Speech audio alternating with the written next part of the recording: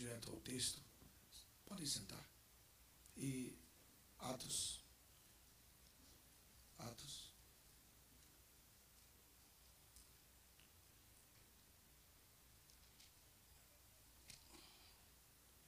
Eu queria fazer uma pergunta aos irmãos. Os irmãos creem que Deus tem uma palavra profética para nós? Então, essa é uma palavra profética que eu vou lhes dar, que Deus mandou eu entregar, e eu vou entregar. Está no livro de Atos, capítulo 27.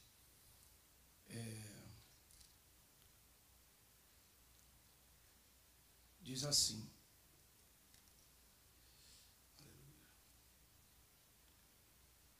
e como se decidiu que navegássemos para a Itália, entregaram sob custódia a Paulo e alguns outros prisioneiros a um centurião cujo nome era Júlio, da corte Augusta. Essa corte Augusta, aí, se você quiser escrever aí de ladinho na sua Bíblia, essa corte Augusta era o exército imperial, que era um exército exclusivo do imperador, que estava ali do ponto de vista humano por acaso, mas não estava por acaso. E é muito especial esse texto, não é? É incomum, completamente incomum esse texto aqui. Então, estou chamando a atenção para vocês, porque eles iam para Roma, porque Paulo havia, vocês vão saber a história, ele havia apelado para César. E como ele havia apelado para César, ele estava salvando a vida dele, porque os judeus, fariseus, queriam de qualquer maneira matá-lo. E mandaram um grande orador, um dos melhores que havia na época, para convencer a Festo que desse a ele a determinação de morte. Então, ele, percebendo isso como cidadão romano, ele apelou para Roma. E como Deus é tão tremendo, e tão maravilhoso, e tão lindo, ele não vai deixar o apóstolo Paulo chegar na via principal que leva a Roma. Ele não vai permitir que este homem que serviu a ele toda a sua vida, depois das 3 viagens missionárias, entrar em Roma como prisioneiro.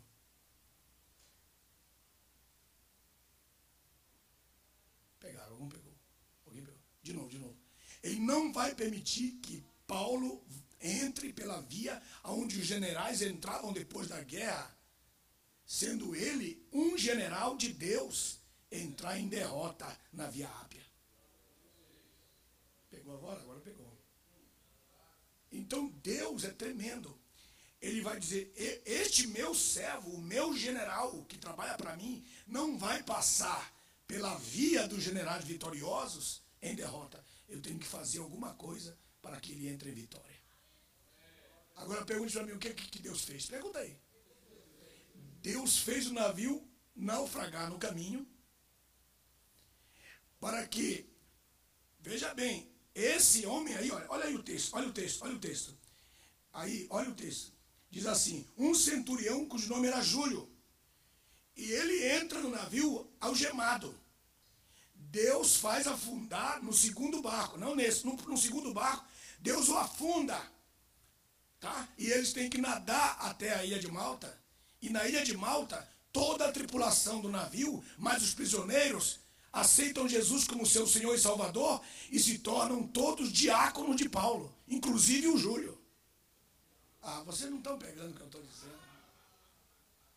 Agora você imagina Paulo servindo a ceia e o Júlio, serve lá para o pastor Joel. Que é isso, camarada? Irmãos, Deus mudou a história dele completamente, de tal maneira, irmãos, que depois você vai ver, no final do capítulo 27 e no início do 28 desse mesmo capítulo, você pode observar que a tripulação servia a Paulo.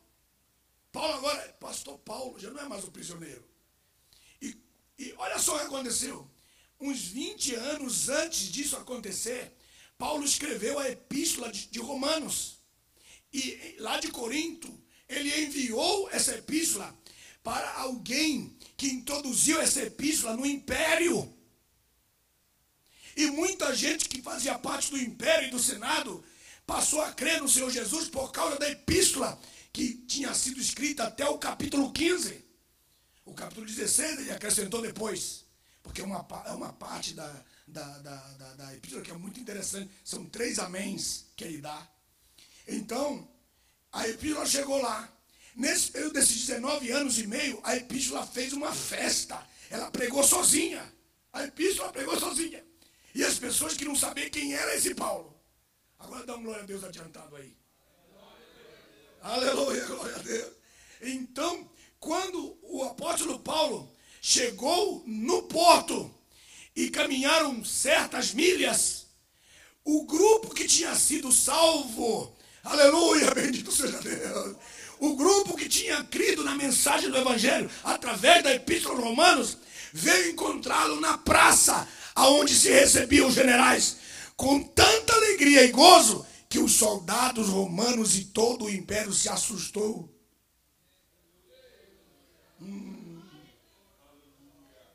Então, com isso, eu quero introduzir para vocês o início e o fim dessa palavra, para mostrar que todo o sofrimento que você tem passado na obra de Deus vai ser pago na praça da honra algum dia desses. Vou repetir de novo.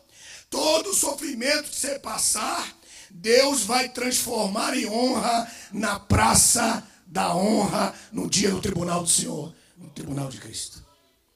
Então essa história, ela começa assim e ela termina como eu vos disse. Deus não vai permitir que este grande homem entre no mesmo lugar onde só os generais eram honrados, para não honrar o seu próprio servo. Pegou aí? Então quando ele apela para lá, aí sim, observe agora. Aí no capítulo 27, eles embarcam em um navio de Adramitium, que estava prestes a navegar por diferentes lugares costeiros da Ásia. Vou repetir de novo. Por diferentes lugares costeiros da Ásia. Sempre o primeiro navio que nós pegamos, além de não ir direto ao lugar onde Deus tem predeterminado para nós, esse primeiro navio sempre vai parar em vários portos. E nunca vai chegar no lugar da nossa determinação divina, do propósito de Deus. Quantos de nós temos pegado alguns navios desses? Vocês estão aí ou não? E eu quero dizer para você que você tem pego algum navio desse. Isso é profético, viu? Se você é esperançoso de chegar na Itália. A Itália aqui é um símbolo, aleluia. Esperançoso de chegar na Itália. Mas esse navio está parando de porto a porto e nunca chega. O conselho de Deus para você agora, nessa manhã, é abandonar esse navio e pedir a Deus para te colocar no navio que vai levar você direto para o lugar que Deus tem colocado na sua vida. Se esse navio vai parando, e você nunca chega, usa o desconfiômetro do Espírito, que é o discernimento do Espírito. Aí, acompanha aí o texto. Pode colocar aí. Primeiro navio. Aí está.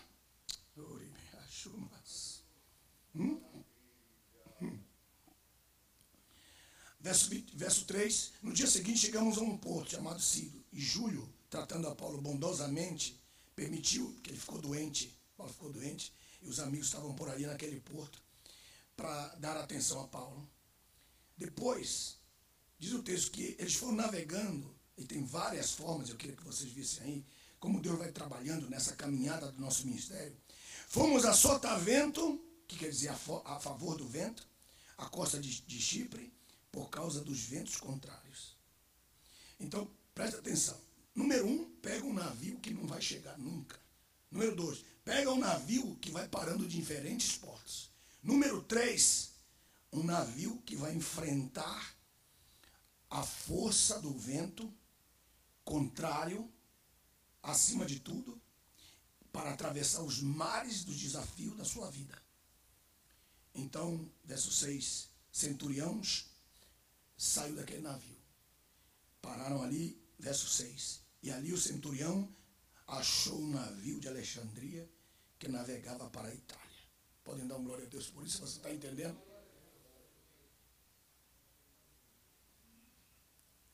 Olha para o seu irmão que está do seu lado, diga para ele a seguinte frase: tem que achar. Isso não é um navio que vai vir de qualquer maneira na sua vida. Vocês estão me ouvindo? Meu Deus. Meu Deus. Se na caminhada da sua vida você percebe que esses diferentes portos da sua vida, que você está parando e perdendo tempo da sua história, e que você não encontrou um navio definitivo na sua história,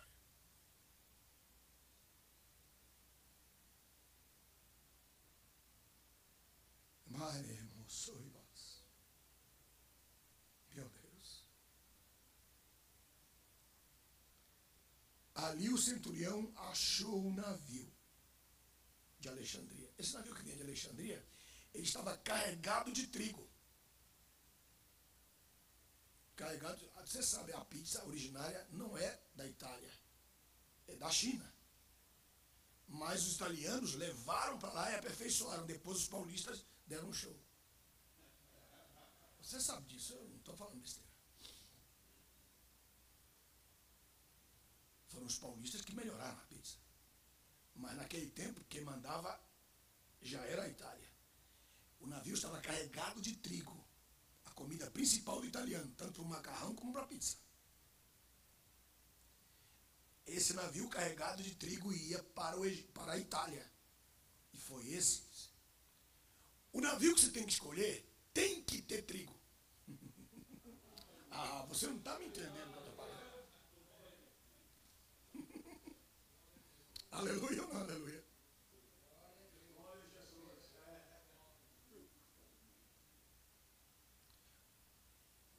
Aleluia. Se não tiver o trigo, você não pode embarcar. A palavra de Deus é o trigo.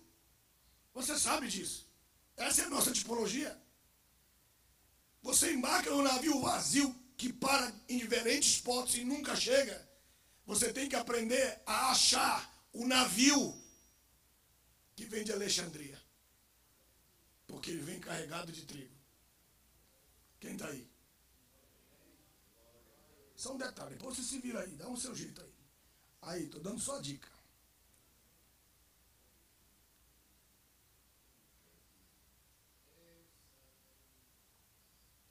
Algumas coisas vão acontecer na sua caminhada nesse navio. Verso 7, acompanhe comigo. Número 1, vai navegar vagarosamente.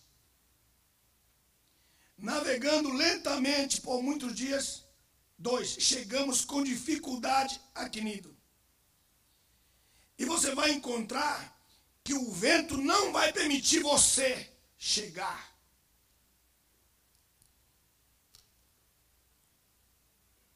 Não é pelo fato que você está no navio certo que as coisas vão ser fáceis para você.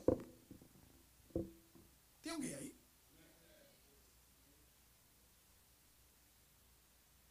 Porque todo mundo pensa, Deus está comigo.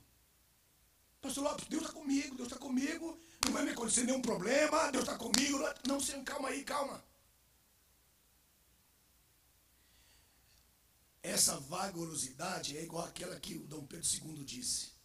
Vai devagar porque eu estou com pressa. Essa vagarosidade aqui não é a vagarosidade do pecado, da preguiça, porque você está no navio, e o navio é o propósito, é a casa de Deus, é o ministério. E você coloca o que é. E vai vagarosamente por causa das dificuldades do vento. E vai chegar um momento que você vai ter que se levar pelo vento, mas na direção.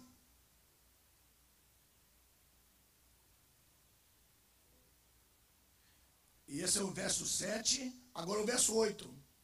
A importância do porto, para onde Deus quer te levar, você tem que saber se ele é o porto que Deus tem para a sua vida, ou se você vai passar do ponto.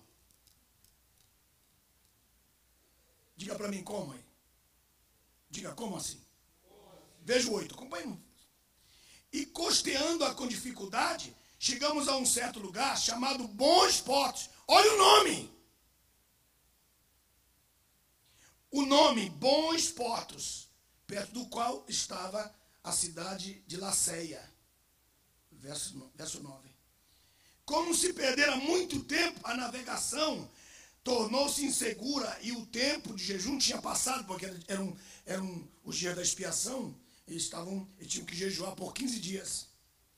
E Paulo os advertia, dizendo-lhes: senhores, vejo que a navegação será com avaria, número 1, com avaria, 2, muita perda, número 3, não só para a carga, que é o trigo, como para o navio. Então aqui nós temos várias coisas. Número 1, a avaria, verso 10. A destruição do navio. Por quê? Porque eles queriam ir mais adiante. E Deus tinha dito: para aqui. Aqui é o lugar para vocês pararem. Eu vi um aleluia.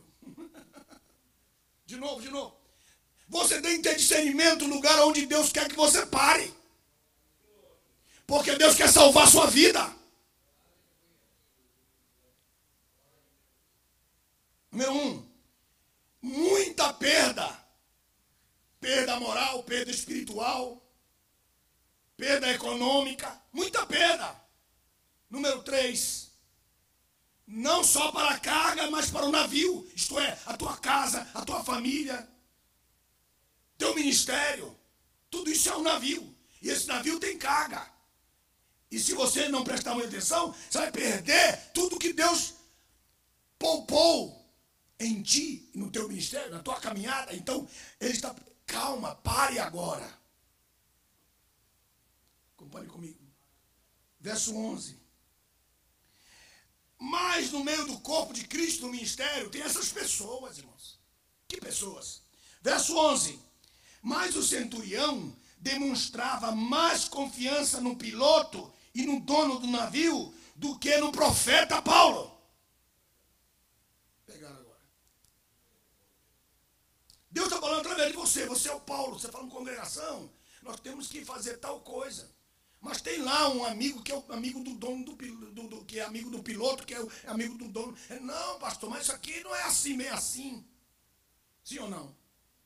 Não tem esses camaradas? E a congregação e todo mundo começa a ser influenciado por esse camarada que é o amigo do piloto, que é amigo do dono. A palavra profética foi tão tremenda que Paulo se vingou no verso 21. Nós temos que nos vingar também de vez em quando, irmãos. Veja o verso 21. Olha o texto. Disse, verso 21. E tendo eles passado muito tempo sem comer, Paulo pôs, isso já várias tribulações depois do verso 10. Pegue aí, anote aí. No 21, ele diz, tendo eles passado muito tempo sem comer, Paulo pôs-se em pé no meio deles e disse, senhores, devias ter seguido o meu conselho e não ter navegado de Creta a fim de evitar a avaria e a perda. Paulo tinha falado para eles no verso 10. Mas eles não obedeceram. O que a Bíblia fala sobre os profetas? Eu não estou falando dos falsos profetas. Os profetas de Deus, no caso como este camarada, e vão prosperar. Eles deveriam ter prosperado. E Paulo no 21, pode colocar assim uma seta do 10 para o 21, para você poder tocar nesse assunto. Porque numa situação de definição, de assembleia, de decisão, de compra, de aquisição, de muitas coisas, Deus vai falar através de você, mas vai levantar lá o amigo do piloto.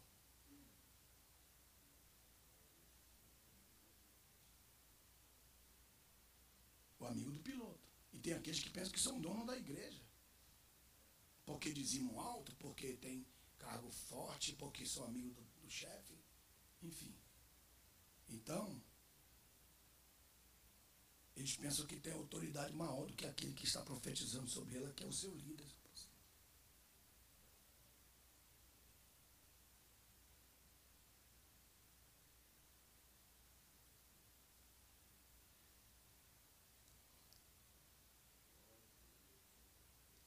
Verso 11. O verso 12. Verso 12, irmãos. Verso 12. E não sendo cômodo o porto para invernar, Os demais aconselharam que navegassem dali para ver se de algum modo podiam chegar a invernar em Fênix. Então eu tenho várias coisas aqui que eu posso colocar ao ministrar essa palavra. Número 1, não querer ficar num porto, porque o porto não tem cara de bons, de comodidade. Número 2, Fênix sempre será aquele lugar inalcançável. Se nós tivéssemos ido para Fênix, estaríamos melhor. Ah, o pastor não quis ir a Fênix. Fênix era melhor e nos deixou aqui nesse lugar. Mas esse lugar é um lugar aparente. Olha o texto para você ver. O texto diz assim: não sendo cômodo, não sendo cômodo o porto para invernar, os demais aconselharam que navegássemos dali para ver se de algum modo podíamos chegar a invernar em Fênix, um porto de Creta que olha para o nordeste, ao sudoeste, para ali invernar. Esse plano é o plano da incredulidade. Nós temos várias coisas que atacam a minha viagem ministerial aqui. Eu tenho os ventos contrários, eu tenho a vagarosidade do navio, eu tenho que trocar do navio, quando o navio vai parando em diferentes portos. Eu tenho as pessoas que aconselham errado. Muita dificuldade na nossa caminhada. Não pense que é fácil. Quanto mais campeão você for, mais inimigo você vão se levantar contra o seu ministério. E as dificuldades aqui são muitas. Eles não quiseram ficar no porto bom que Deus tinha deixado eles. Agora eles vão pagar um grande preço por isso. Verso 13, acompanhe comigo. Como o vento soprava, o vento sul soprava. Olha só como o diabo engana. Anote aí, engano de Satanás. Olha aí, por causa da incredulidade deles, Deus já tinha colocado eles no lugar que eles tinham que ficar. Deus já tinha estabelecido eles lá, pastor João. Fica aí. Ah, mas não é muito cômodo. Os lugares onde eu passei mais dificuldade foram os lugares que eu fiquei mais feliz. Que eu fui mais feliz. E os resultados foram maiores. Vocês estão aí? Mas isso aqui não tem lugar para invernar. O porto é. Olha o engano de Satanás como é que é. Verso 13. Como o vento sul soprava suavemente, esse vento sul soprava suavemente, vai para enganá-los. Porque é assim que o diabo faz. Eles creram ter alcançado o propósito. Olha a Bíblia, como ela diz. Eles creram por causa do vento suave, que eles tinham alcançado o desejo do propósito deles. O propósito, o desejo deles. O verso 13. O que é que eles fizeram? Levantaram a âncora, deixaram o porto seguro. Eles simplesmente levantaram a âncora e disseram: vamos embora. Deus está nesse negócio. A gente não ouviu isso. Deus está conosco, vamos embora. Está suave, é que o Espírito de Deus está trabalhando. E não é. É o inimigo. Porque Deus não autorizou eles saírem dali. Não, está tudo em paz. Aí o pastor pergunta, e fala logo a pergunta-chave: Deus falou com você? Falou comigo, mas não falou comigo.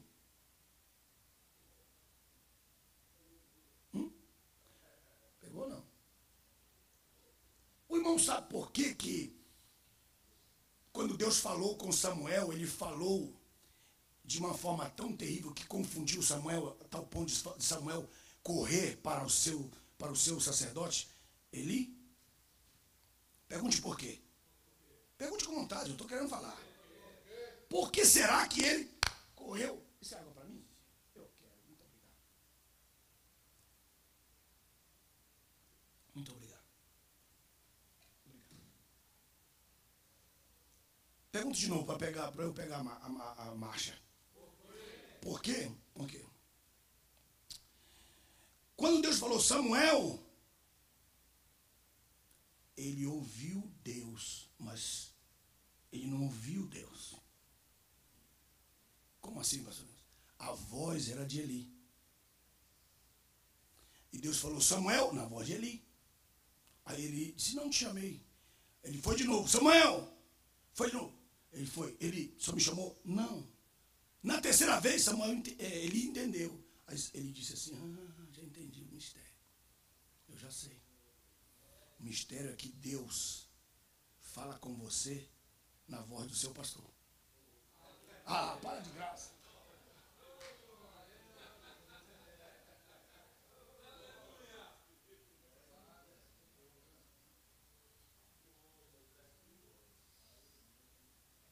Aí ele entendeu, disse, já sei, Deus está falando contigo, mas na minha voz. Porque Deus não vai falar na voz que seja diferente, que você possa ouvir. Mas qual foi o profeta que falou? Não, foi um profeta aquele lá do Rio de Janeiro, lá em Goiânia, lá não sei das quantas. É um grande profeta, ele falou. Mas calma aí, foi na voz de Eli?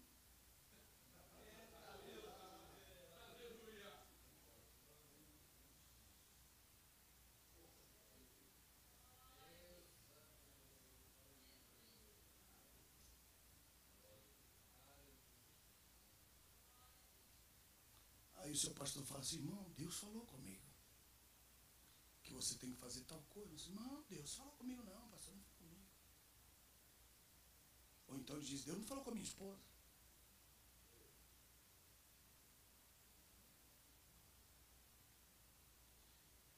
Não fiquem tristes comigo, tá, irmãos?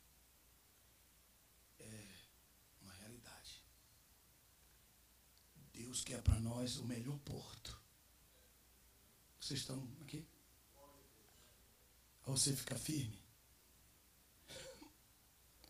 Fênix pode ser um engano para você. Fênix pode ser o início de uma destruição do seu navio, perda total da sua carga. Uma avaria que você não vai poder consertar. Foi Deus que mandou falar sobre isso para vocês.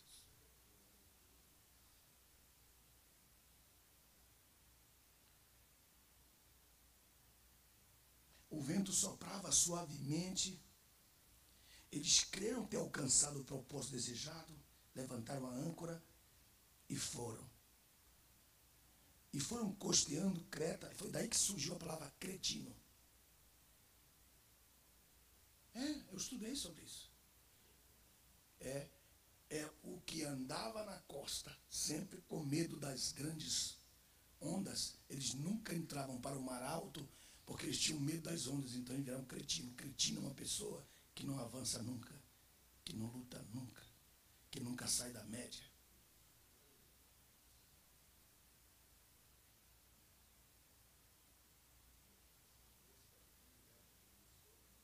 Eles têm medo. E Paulo chama em outro texto a atenção deles por isso. Não tem desafio. Não tem desafio. Você não tem que desafiar nada, só tem que ficar nos bons portos. E invernar ali. Continue comigo. Verso 14, irmãos, olha só que coisa. Mas não muito depois desencadeou-se ao lado da ilha um tufão de vento. Conhecido, até hoje esse tufão é conhecido. Até o dia de hoje. Chama-se Euroaquilão. Até hoje.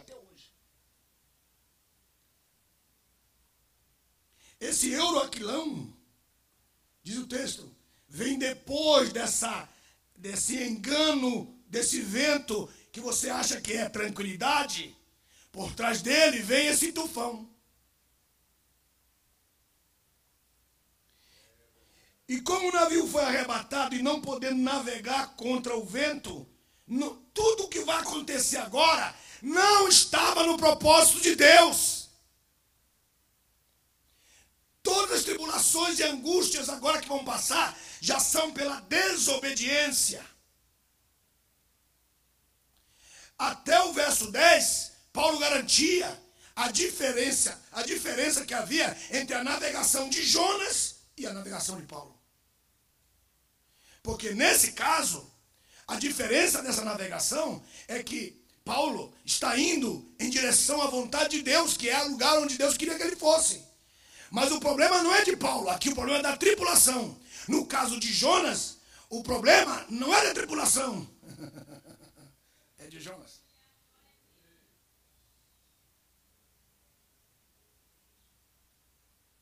Quer que eu repita?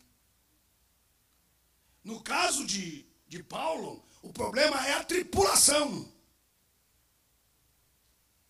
No caso de Jonas, é Jonas e não a tripulação. Porque a tripulação se salva. Diz a Bíblia que a tripulação se salvou e passou a adorar a Deus. Mas eles não queriam jogar Jonas no mar. Diz a Bíblia que eles estavam navegando até a areia para soltá-lo na areia. Mas Deus disse para soltá-lo no mar. Porque o submarino ia passar no mar e não na areia. Porque Deus sempre tem um submarino para engolir o Jonas que quer ir de volta ao centro da vontade de Deus. Mas nós queremos jogar na areia porque a gente tem muita piedade. Nunca, quando nós tirarmos uma pessoa da nossa vida, não devemos ter pena dela. Porque pode ser que nós é que vamos morrer. Porque Deus se irou com eles. Porque eles estavam com pena, tentando jogá-lo na areia. E o vento era forte contra eles para eles não chegarem na areia. Porque o submarino ia passar. Só que com uma diferença, diga qual? É que antes de engolir Jonas, o grande peixe comeu algas marinhas. E essas algas fizeram com que o grande ácido, 100 vezes mais forte que um leão, fosse bloqueado. Fosse a palavra certa, essas toxinas fossem bloqueadas. De tal maneira que ao engolir Jonas, não digerisse-o. Pegaram aí agora não? Mas como é que eu sei? Porque ele está dizendo, estava no meio das algas, e a ciência descobriu que essas algas foram que salvaram Jonas. O mundo não vai te digerir se ele te engolir quando alguém te lançar para o centro da vontade de Deus na sua vida. Pegou isso aí ou não? Ele vai ter que te vomitar na praia de Deus. Nínive não ficava numa praia, tinha que ser...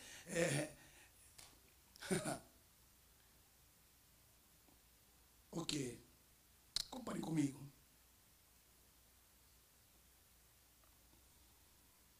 Verso 15. E como o navio foi arrebatado, não podendo navegar contra o vento, cedemos à força, a sua força, e nos deixamos levar. Essa parte é a pior de todas. Porque você vai cair no ostracismo, você vai cair na frieza espiritual, na frieza ministerial, você vai ser levado. E assim muitos ministros que eu conheço, que eu encontro, eu digo, e aí, irmão, como é que está a igreja? Fala, não está mais pastoreando, irmão. O que aconteceu, irmão? Ah, irmão, estou indo. Não é pouco, são muitos, são milhares. Porque eles deixaram o porto seguro que Deus tinha para eles. E justamente por alcançar o fênix, eles naufragaram. O fênix significa um desejo inalcançável na sua vida. Por muitas razões. Diga quais. Me comparar com outro colega que já está na sua fase de honra, enquanto eu estou no início da fase de desonra. As duas comissões são importantíssimas. Quase ninguém vê isso aí. A primeira comissão, digno é o obreiro do seu salário. Não leve alforje, não leve em cinto, não leve em bolsa. O que derem vocês comerem, comam, porque digno é o obreiro do seu salário. Já no final, já no início do seu sacrifício, Jesus pergunta, vocês têm bolsa? Vocês têm alforje? Quando eu enviei vocês a primeira vez, faltou alguma coisa? Aí eles disseram nada. Aí Jesus disse aí, agora vocês podem levar alforje, podem levar bolsa, podem levar cinturão. Diga para mim o que é, fala com vontade. O que é? É que nós não consideramos a honra da segunda comissão, que já é uma honra de quem já passou pela primeira. Não pegaram, não pegaram. Então o obreiro não quer passar pela primeira fase, que é a fase do prato de comida como salário. Para ele poder ser honrado por Jesus, quando Jesus diz, agora vocês podem levar a bolsa e o alforje. O que é a bolsa? A bolsa é o seu salário pessoal. E o alforje são os dízimos e as ofertas que não te pertencem. Agora vocês podem até levar uma espada. Aí ele pergunta, quem tem aí? Pedro disse, eu tenho duas. Jesus, basta. Basta o Antigo e o Novo Testamento, é o suficiente para você. Basta a palavra. Duas espadas. Isso basta. Irmão, eu estava vivendo uma, sabe, a minha palavra, no meu povo é pindaíba, tremenda. E o pastor Robson Rodovalho, pregando na igreja dele, em 1993, ele disse assim para mim, pastor Jada, ele disse assim, se eu soubesse o que você sabe, eu tivesse a revelação que você tem, eu colocava uma Bíblia debaixo do braço e saía pregando pelo mundo inteiro, eu virava um missionário, e eu nunca ia passar a necessidade que você está passando. Ele falou isso para mim.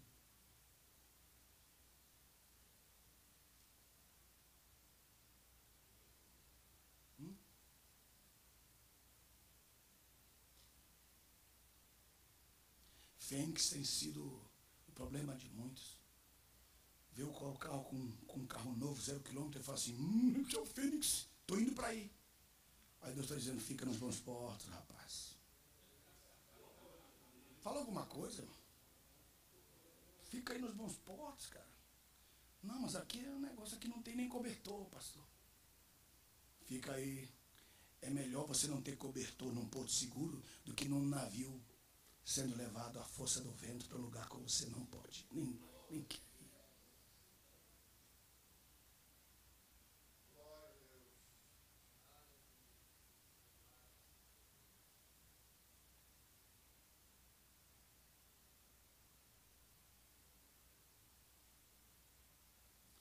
Verso 15, ceder à força e nos deixar levar. Quantos estão vivendo esse momento de ministério? O que vier, pastor? E aí, irmão, como é que é? Quanto é? Não, irmão, o que o irmão quiser, está lascado. Quando você fala isso para um pastor, assim, se eu quiser dar aí, pastor, você está na força do vento. Pode acreditar. Ah, mas é para cobrar? Não. Mas quando você fala assim, também você se deixa aproveitar.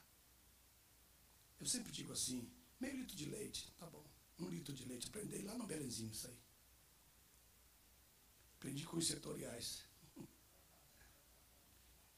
Meio litro de leite é R$500.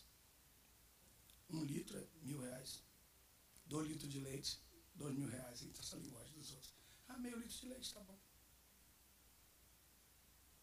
Eu fui numa das nossas congregações lá, e o pastor mandou dar R$300 para mim. Mas o tesoureiro disse, pastor, 3 dias de trabalho, não, 300 é pouco. Aí o tesoureiro deu por conta dele R$1.000. Eu fui embora feliz, até pensei em voltar naquela igreja. Fomos felizes para casa. Nós chegamos em casa, o pastor ligou. Alderi, o tesoureiro deu quanto você? Não, deu R$1.000, muito obrigado. Pastor, vou mandar um obreiro aí, vai buscar uns 700, porque era só 300.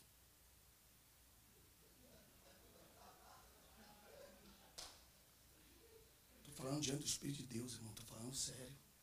Eu sei que você ri, porque eu chorei naquela hora. E quando ele mandou o obreiro, eu saí, disse para a Nete, diga que eu não estou. E até hoje eu nunca devolvi os 700 dele. E um dia eu pregando no Belém, liguei para ele e falei assim, o senhor daqui é os seus 700? E ele sempre me cobra os 700. Quando você está na força do vento,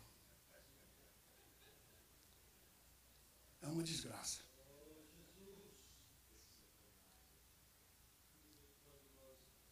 Quem está aí? Quem nunca passou por isso, rapaz? Mas a culpa era do pastor? Não, era minha. Eu estava sendo levado pelo vento. E Deus usa esses homens para nos disciplinar. E nós nunca vemos do nosso lado, a gente vê do lado deles. Porque na verdade nós não temos inimigos. Diga assim, então o que temos? Fala com raiva. Empurradores. Você não vai dizer nada. São as pessoas que nos levam, acabam nos levando, nos empurrando, pastor Joel, aquilo que nós não queremos ver. Porque nós saímos do centro da vontade de Deus, que era ficar nos bons portos, mesmo não tendo cobertor para passar. Fênix tem sido o ideal de muitos. Fênix tem sido o ideal de muitos, porque ele não quer deixar de se comparar com outro colega que está no sucesso, só que ele está 10 anos adiante de você, ele já passou pelo que você está passando, ele está lá na frente, rapaz.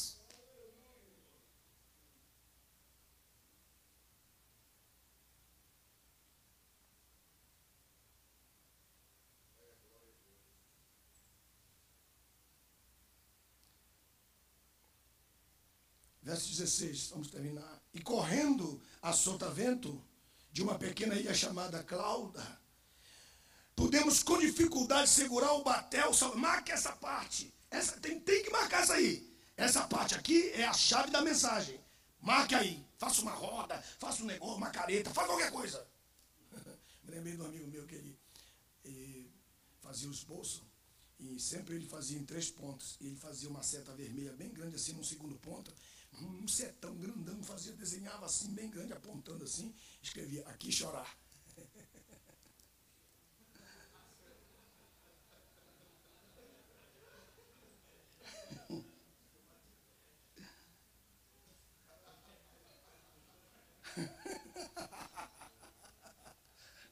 Você sabe, né?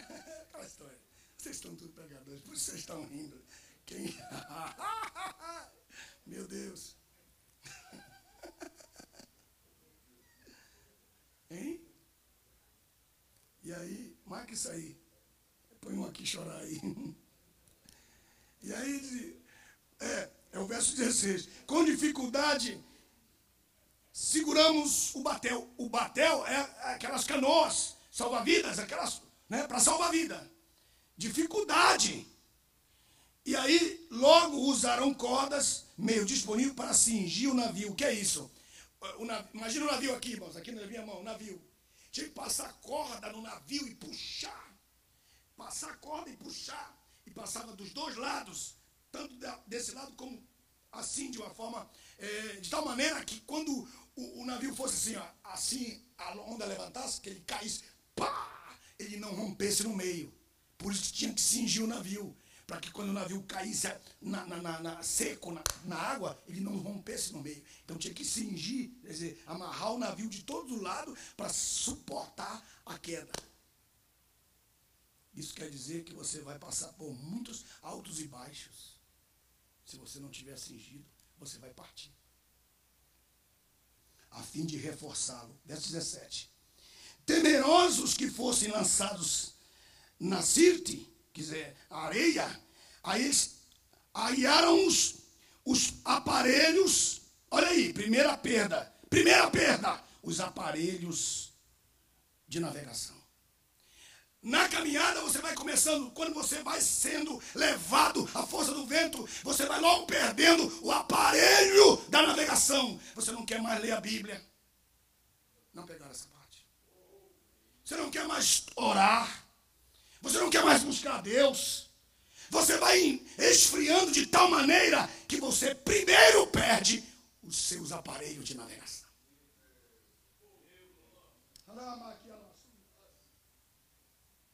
Quanto tempo mais que você faz que você não lê mais a Bíblia? Lê mesmo, lê para valer. Lê para valer. Não é aqueles textos só para você pregar lá na terça-feira, na sexta-feira, no domingo de manhã. Não, senhor! Aquele tempo de comunhão com a palavra, no oráculo de Deus. Fala comigo, eu preciso que o Senhor fale comigo. Isso aí é o aparelho, os aparelhos do seu navio. Aleluia. Meu Deus, e quando você vai perdendo, sendo levado pela força do vento, quando você em busca de fênix vai se frustrando, não chega. Primeira coisa que você vai deixar. Olha o texto. Arriaram os aparelhos, se deixaram levar. Verso 18. Como fomos furiosamente açoitados pela tempestade no dia seguinte, número 2. Isso aqui é de chorar até no outro dia. Começaram a jogar a carga ao mar. Quantas sacas tem aí? Ah, tem 1000 sacas de trigo. Vamos jogar metade.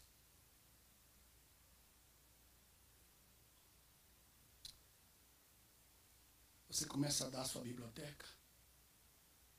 Agora mesmo estávamos falando de uma colega nossa. A carga dele deixou para trás. Foi doada. Ele não sabe onde está o trigo dele. Isso aí. Ah, irmão, quem não quer ter uma biblioteca? Quando você é chamado de Deus, sua esposa fica irada com você. Porque ela quer comprar tal coisa e você pega o dinheiro que você lasca no livro, uma enciclopédia, ela, pra quê? Não é isso que ela fala? Acho que não são salvas.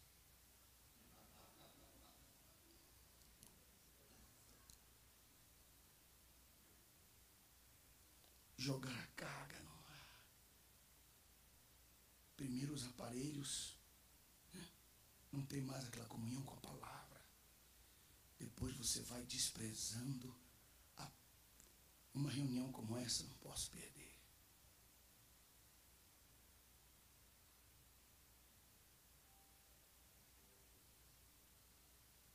Por mais simples que seja a mensagem que você ouvir, você sempre aprende. Mesmo que não prega nada, você aprende a não pregar igual a ele. Mas tem tudo para aprender. Vocês estão aí ou não? É sério. E a carga? Quantos esboços você tem de você mesmo? Quantas mensagens e estudos que você fez? Você mesmo sentou lá e vou fazer, primeiro ponto, mesmo tudo errado, mesmo numerado, tudo errado, tudo não importa. Mas uma mensagem você sabe pregar que é sua. Trigo. Ramas. Primeira coisa que eles começaram a fazer, jogar os aparelhos. Segunda coisa, o trigo. Desprezar o trigo. Para que eu vou ir? O que eu vou ler? O que eu vou ver? O que eu vou ouvir?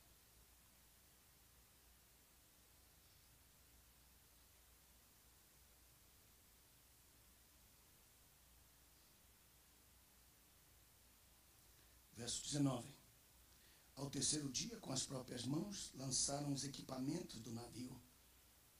Vamos lá, o que mais? Joga todo equipamento que tiver de corda aí. Que tiver de corda. Joga. Quantas âncoras tem? Tem 10 âncoras. Diga, pastor.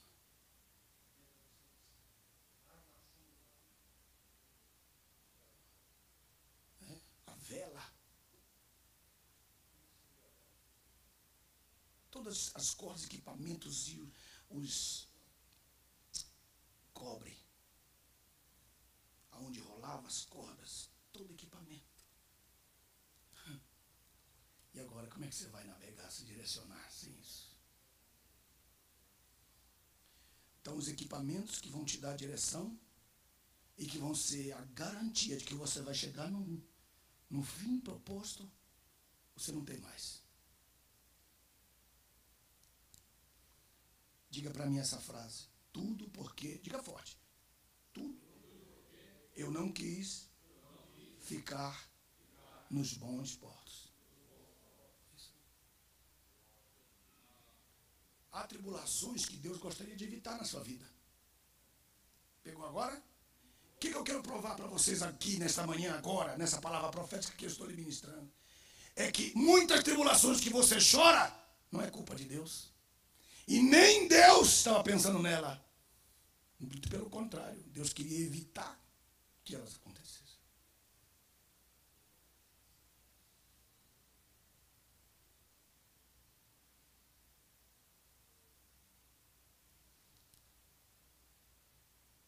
nesse exato momento, irmãos, Deus teve que mudar de propósito. Diga como é que ele mudou. Não, fala mesmo. Como é que ele mudou? Dando uma diarreia num camarada. A alguns quilômetros dali. Olha como Deus muda a história da nossa vida. Se não fosse a diarreia daquele homem.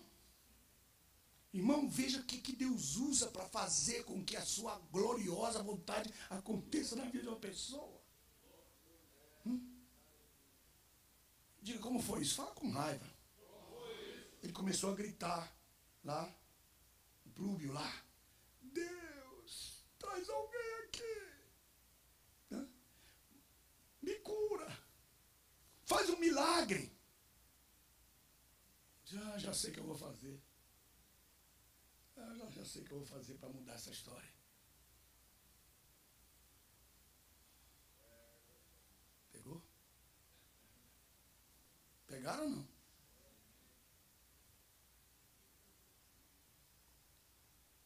Tinha uns gravetos brigando com a serpente. Sai daqui, eu sou graveto. Aqui não é seu lugar. Vai pegar fogo, hein? Eu sou do fogo.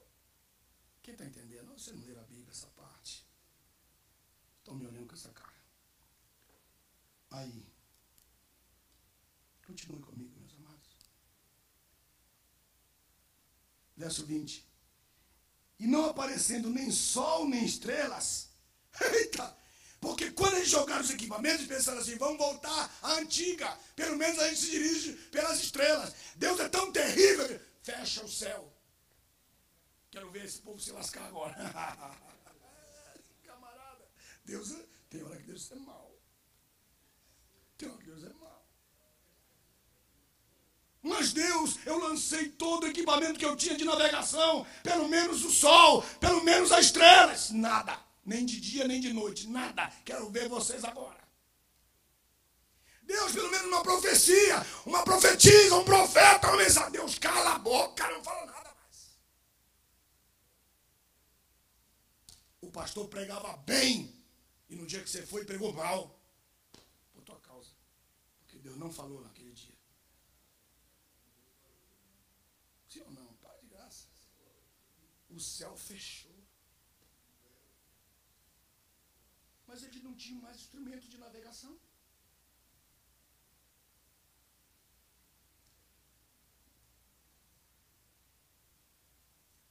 Verso 20. Nem sol, nem estrelas por muitos dias, não dois. Estando sobre nós uma grande tempestade, perdemos a esperança. Essa é a última parte da nossa história.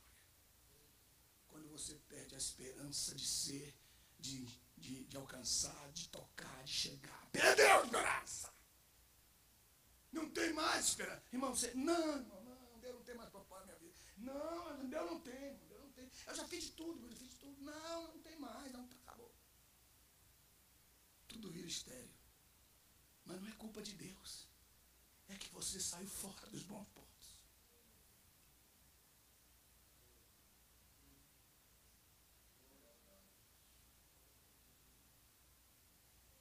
Meu Deus.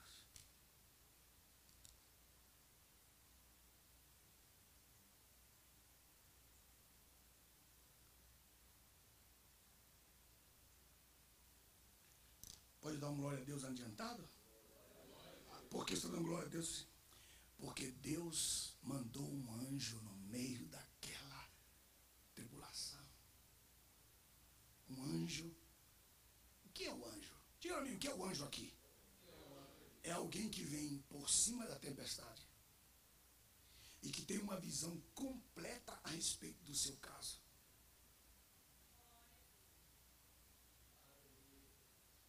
De novo. Nesse caso, o anjo é alguém que vem por cima da sua tempestade e que tem uma visão completa do que vai acontecer com você. Aí o anjo fala assim, Paulo, fala para eles que ninguém vai morrer. Fala para eles que o navio vai se despedaçar, mas cada pedaço do navio vai ser um salva-vida. Ah, vocês não estão entendendo o que eu estou falando. A instituição pode se arrebentar, Mas ela é tão boa como instituição que mesmo aos pedaços ainda salvou a vida dos que estavam no navio. Você pode falar o que você quiser da Igreja Assembleia de Deus. Você pode falar o que você quiser da Assembleia de Deus. Mas mesmo se ela se despedaçar, dá para salvar a sua vida. Para você chegar lá. Diga por quê? Porque a doutrina é boa. Quem está aí? Fala alguma coisa.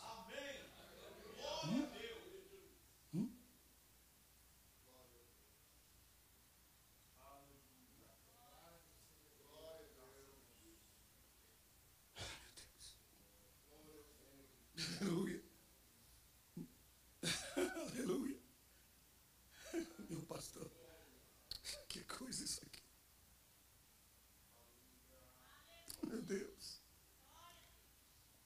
Verso 24. Não temas, Paulo. Eu vou te dar uma segurança. É necessário que compareça diante de César. Isso é o suficiente. Se eu sei que eu vou comparecer, quer dizer que eu vou chegar lá. Que eu vou chegar na Itália. Que eu vou chegar em Roma. Mas Deus não garantiu nada a respeito da embarcação. Quem pegou? Não garantiu nada. E aqui, ele diz, só para adiantar, para eu não ficar pedaço a pedaço construindo, aconteceu algo. No verso 29 em diante, para eu fechar. E temerosos de ir contra algum rochedo, lançaram a parte traseira do navio 4 âncoras e esperavam ansiosos que chegasse a luz do dia. Que coisa, hein? Deus, sabe aquele sentimento que a gente tem? Deus vai fazer um milagre, Deus vai fazer um milagre, Deus vai fazer um milagre, eu sei que está chegando a hora, Deus vai fazer um milagre. Irmão, eu sempre tive vontade de ter um Jaguar, sempre tive vontade de ter um Jaguar. Mesmo meu amigo perguntou, e aí, que você fez com aquele seu Mercedes? Porque na minha vida mais miserável que eu vivia aqui nesse país, eu tinha um Mercedes. Mas aquele Mercedes me causou tanto problema, porque onde eu ia pregar, ninguém me dava oferta.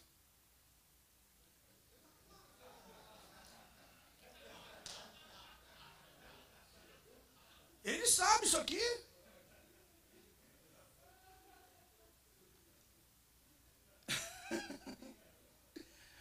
Então eu sempre tive vontade de ter um Jaguar, e quando passava o Jaguar, eu dizia, Mateus, eu quero um desses que tem um bichinho na frente, assim. Porque esse que tem esses novos assim não parece Jaguar. Jaguar é aquele assim. Aí o pai disse, pai, se eu compro um novo desse e põe o bichinho na frente. Eu disse, não, eu quero um Jaguar aquele, tem aquele bumbum assim, tal, aqueles pneus bonitos, desse que eu quero. Aí eu falei isso há muito tempo, 20 anos falando isso, nas ruas, nas estradas. E tinha um amigo meu que era mais pobre do que eu, miserável, não era dizimista, desgraçado. Chegou um dia com um Jaguar e parou bem na porta da minha casa. Aí eu disse, como é que tu conseguiste isso? Eu disse, Deus é fiel. Eu tive vontade de bater nele.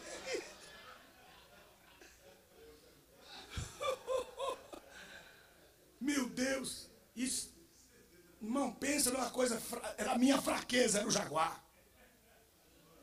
Nunca consegui ter um. Aí eu vim pregar no passado, mês de julho, na igreja do pastor em Marlboro, o pastor Júnior. E lá eu encontrei um amigo meu, que era meu amigo lá da igreja do pastor Uriel Jesus. Quando eu cheguei nos Estados Unidos, eu fui para lá. E ele era meu amigo, o Genilson, você novinho, rapaz. E o pastor Uriel mandava a gente ir lá para Aenes, para ele poder dar força à igreja de Aenes. E nós íamos, e passava e dizia, e qual é o teu sonho? Ele falava, meu sonho é ser dono de um dealer. Eu queria ter um dealer. E o teu? Se eu queria ter um Jaguar. Quando você tiver um dealer, me dá um Jaguar.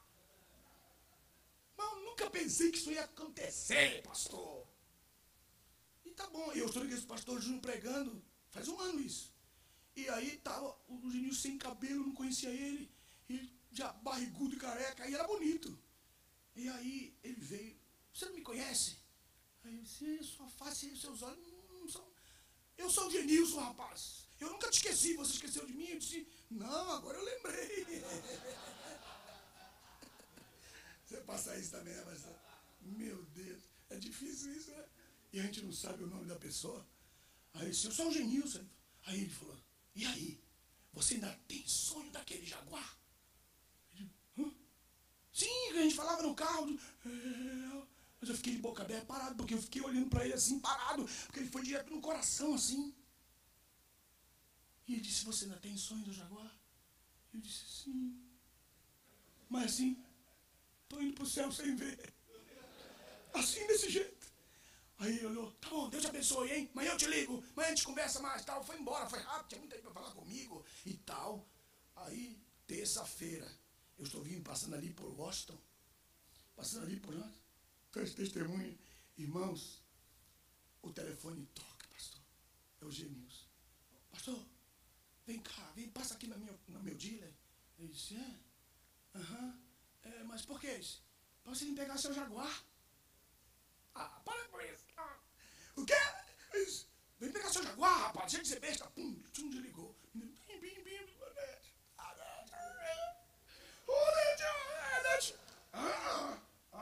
Ela já me conhece? Porque eu queria dar a volta já. E ela já pensou em tudo. E ia vir, claro, ela vinha dirigindo aquele e eu vinha dirigindo o jaguar. Ela pensou tudo, pastor, na hora. Ela falou, me leva primeiro em casa. Aí foi a viagem mais triste que eu fiz. Porque eu queria voltar para trás.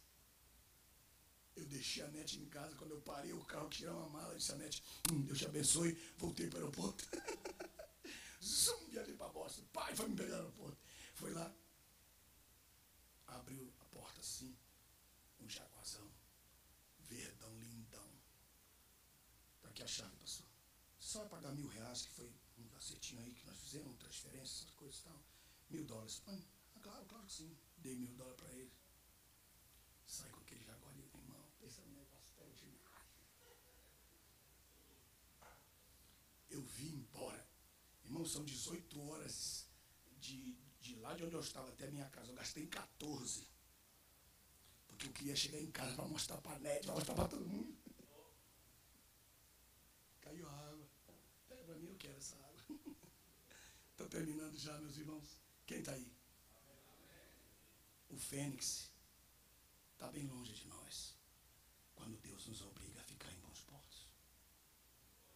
Mas, ao mesmo tempo, o Fênix está bem perto de nós, quando nós obedecemos ficar em bons portos. E essa mensagem agora que estou dando para você é espiritual, é profética. Espera mais um pouquinho. Passa o inverno, porque Deus vai te ajudar e vai te abençoar.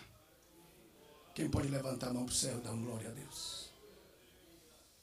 Eu quero terminar com essa palavra. Aqui eu termino. Aí no verso 30, veja o que aconteceu. Verso 30. E tentando os marinheiros. Marca essa parte mais importante. Essa aqui é a final. Essa aqui é aquela última parte. E tentando os marinheiros fugir do navio, já tendo arriado o batel ao mar, olha aí.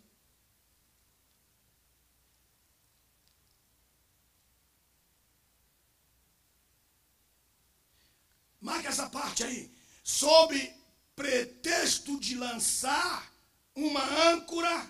Pastor, é o seguinte, vamos lançar a âncora ali. Mas o pastor discerne que não é que eles vão lançar a âncora. Diga forte, diga assim. Eles não vão lançar a âncora. Sabe aquela justificativa, pastor, que o camarada dá? Pastor, é porque minha mulher está doente. Ou porque morreu meu sogro. Mata o sogro 10 vezes, porque o sogro é mais fácil.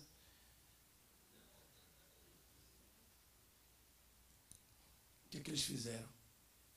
Sob pretexto. Sempre vai ter um pretexto para você. Mas quando Deus tem um profeta no navio, eu vi o glória a Deus de uma irmã. De novo, vou repetir de novo. Mesmo que o seu pretexto seja um grande pretexto, se tiver um profeta no navio, Deus vai revelando a verdade do seu pretexto. Quem está aí? E aí diz o texto, sob o pretexto de lançar âncora pela parte dianteira do barco, verso 31, Paulo disse ao centurião e aos soldados, se estes homens não permanecerem no navio, não poderão ser salvos. Quem está aí? Quem está entendendo agora? Pode dar uma glória a Deus se você está entendendo o que eu estou falando. Então, o que Deus está falando aqui? Pronto, curto e grosso. Permaneça no navio.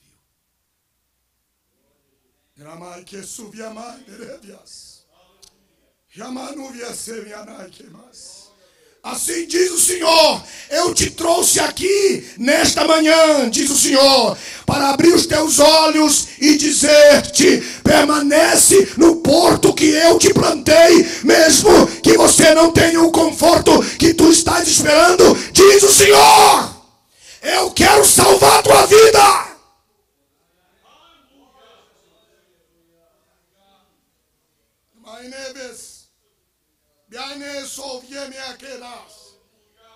Se tu não ficares no navio, você vai morrer, não poderá se salvar.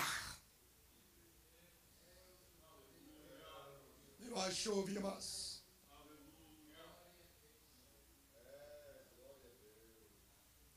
E o verso 32, aleluia, aleluia. E o verso 32 diz assim, é terrível. Verso 22, então os soldados cortaram os cabos do batel e deixaram cair no mar. Os irmãos perceberam que eles salvaram, o primeiro que eles salvaram foi o batel? Está no verso 16. Salvar o batel muitas vezes vai ser um problema para o seu ministério. Salvar o batel pode ser lá na frente, pode ser um perigo para o seu ministério.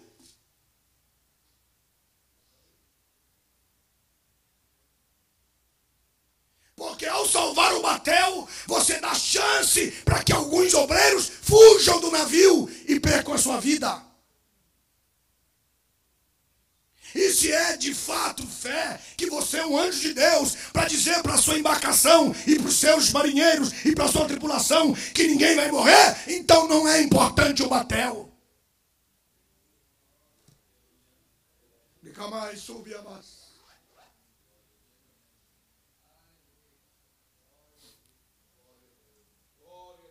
Quem está aí? Tem como você ficar em pé? Aleluia. Tem como você dar um abraço em 3 colegas e dizer para ele, perto do ouvido dele, dizer, fica no navio? Tem coragem? Tem coragem? Tem coragem? Permanece nos portos que Deus colocou você. Tem coragem de profetizar na vida dele e dizer, Deus está contigo. Diga para ele, não é preciso você sofrer para chegar ao propósito de Deus na sua vida. Quem pode dizer glória a Deus nesta manhã?